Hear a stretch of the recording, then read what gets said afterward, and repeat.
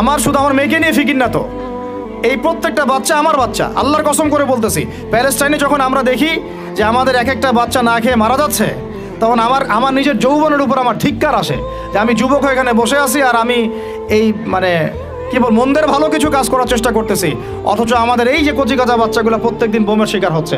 ধিক্কার আমাদের যৌবনের উপরে, ধিক্কার আমাদের ক্ষমতার উপরে, আর ধিক ওইসব রাজতন্ত্রের উপরে যাদের ভিত্তির উপর দাঁড়ায় ওই কাজগুলো তারা করতেছে। তো আমি বলতে গেলে অনেক বেশি আবেগী হয়ে যাই, তো ওইদিকে আমি যাচ্ছি না। বাচ্চাদের ক্ষুধা পাইছে, আমি শেষ করে দিচ্ছি। আমি জাস্ট আপনাদেরকে 10টা নসিহা করব, জাস্ট পয়েন্ট বাই পয়েন্ট। আমি ফজরের পরে এটা বসে লিখেছিলাম। আপনারা এই 10টা কাজ কখনো ছাড়বেন না।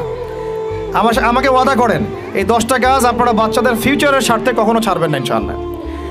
আমার 1 মিনিট শেষ করে দিচ্ছি। আমার আহ্বান আপনাদের প্রতি একটাই, যে দায়িত্ব এটা আমাদের একার না। ইসলামিক স্কুল করা চারটাখানি কথা না। আমরা এমন একটা সমাজে বাস করি, ভালো কিছু দেখলেই বিভিন্ন লকব লাগায় দেওয়া শুরু করি।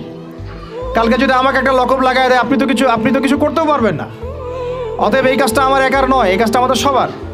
ভালো কিছু দেখলেই আমরা ট্যাগ লাগানো শুরু করি। আর আমাদের ভিতরে যে শত্রুটা আছে, এরা থাকলে বাইরের শত্রুর দরকারই নাই।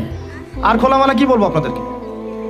ইসলামিক স্কুল করাটা মূল উদ্দেশ্য না আমাদের উদ্দেশ্য হচ্ছে ইসলামিক ইউনিভার্সিটি করা, প্রত্যেক জেলায় অন্তত একটা করে, যেখানে একটা বড় ক্যাম্পাস থাকবে, আবাসিক জায়গা থাকবে, নুরানি থেকে শুরু করে নাজেরা, হিপস, একদম দাওরা ইফতা পর্যন্ত, পাশাপাশি প্লে থেকে মাস্টার্স পর্যন্ত, এই দুটাকে কম্বাইন করা হবে ইনশাআল্লাহ।